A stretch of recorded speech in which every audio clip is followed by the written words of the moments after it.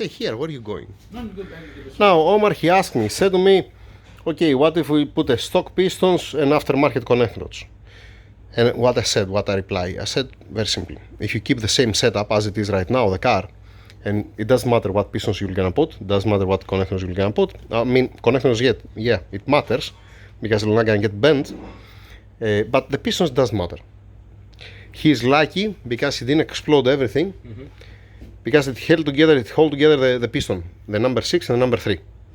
If usually they're breaking, they're coming apart and they're leaving the connector by itself. I said that before, alright? Now, if he doesn't change the position of the methanol, and if he doesn't revise the tune, he'll gonna have exactly the same results. They're gonna rebuild the full engine even. It doesn't matter, you know. He make these things, it happened in one pull. That's what he said. That as soon as they installed the methanol, he went outside of the shop, he make one pull, one run, and this happened. You remember what I said before? That it's enough for one pull. That's why we are not giving guarantee or warranty on a performance on the tune engines. Why? Because you can fuck up easily. That's the thing. You have a burned piston rings, you have a melt piston, and you have a cracked piston. Plus, you don't have any sign of detonation pre-ignition inside the combustion chamber, either on top of the piston or on the cylinder head. Alright? This is what happened here. It happened so fast, you don't have a blink of an eye to react. You get my point? Under load, when it meets all the conditions, you don't have even a blink of an eye. And this is going to happen again. I mean, you can put an aftermarket connecting rods and you can use the stock pistons, alright? You can make the piston ring gap to increase a little bit for the temperatures, okay? It depends the bore that you have and depends the thickness of the piston that you have and the material of the piston, okay? 3 basic things. But again, you're not gonna get away with a melt piston. Even if it was an aftermarket piston, it will gonna melt again. The same pull. One It's gonna melt, let us say, what will gonna be the difference? You're gonna have a 3 milliseconds more than this, as an example. You cannot play with fire, that's what I'm saying. The only way to don't melt the piston, you have to make a piston out of diamond. That's what I'm saying, all the time. You cannot increase the piston ring gap to make it like a Grand Canyon, because after that, it doesn't make any sense. There is a limit. It depends the bore, alright?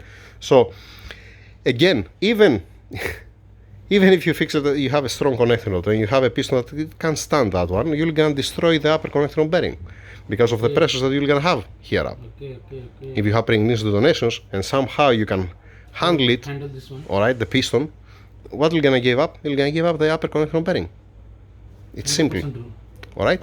So some people they're saying, this is the ignition timing, that's the tuning, that's the boost. It's all of them. It's the position of the methanol, it's the tune itself, it's everything. It's a combination. It's even the driver that he's driving the car. I'm gonna give you a scenario, alright?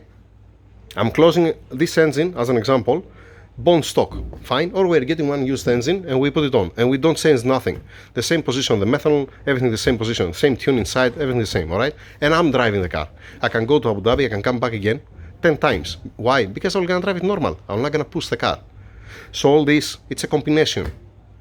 It matters the ignition timing, it matters the boost, it matters the position of the methanol, it matters on how you drive the car. It's not only one. It cannot cause only one. That's my point. So, by putting only, let us say you get 8 new pistons, fine, alright, OEM. I make for you the piston ring gap to have a room for the piston ring because it's running hot, as you can see. We change the connectors, we put an aftermarket, alright, and you put in different position the methanol jets, alright, to be farther away, to have a time to blend with air properly and to be the mixture properly for all the cylinders. So don't be concentrated, don't be so near to the intake manifold and concentrated in a specific cylinders, alright, because nobody flow it. Nobody flow it to see where it's concentrated more the methanol. Do you know if it's accepting, if it's getting more methanol, let us say the number 1, 2 and 4 and the number 3 doesn't get methanol, as an example. And that's why it came lean. You don't have a probe per cylinder, you don't have an EGT per cylinder, you don't have oxygen sensor per cylinder to see what's happening. You get my point? And after 3000 RPMs, he cannot see the pulses, he cannot find the firing order. The same thing like the Mercedes. Up to 3000 RPMs, 2500 to 3000 RPMs, they can monitor, the ECU is monitoring the firing order. After 3000 RPMs, it's so much concentrated the gases that he cannot see the firing order.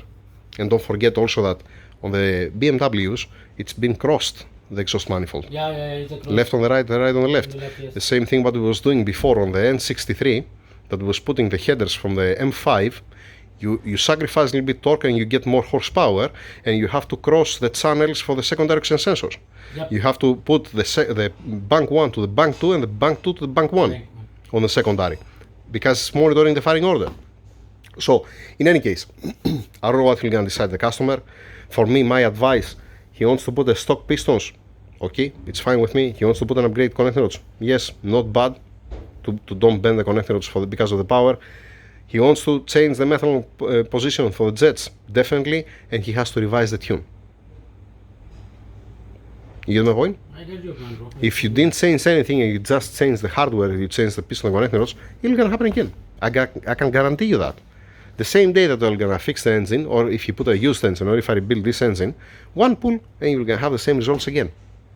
And that's the point. That's why I'm saying there are some people, I didn't push hard the car. One pull, it's enough to fuck up everything.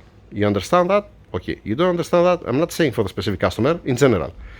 If you don't understand that, then you see where's the problem? Some people, they think that, you know what, I push it only once. It's enough. One time, one pull, it's enough to have this kind of problems. In any case, enough talking, alright? You know what, there will gonna come some parts for the other engines. So I cannot continue with that one. And we don't know how to continue with that one, actually. The cylinder has a scoring inside. That's not the ideal, alright? It's not even ideal even for the bone stock application, because we're gonna have some blow by. The piston ring is not gonna seal with these two lines, and has some dots inside of the cylinder wall. Okay? It's gonna be nice if they recoat the specific cylinder with Nikasil. But how long they need then? I don't know about that. I have no clue. I know that I cannot touch the cylinder wall.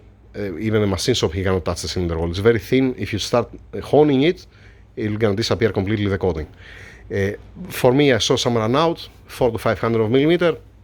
The machine shop, usually we have the same readings, like I said, plus minus 100 millimeter, okay?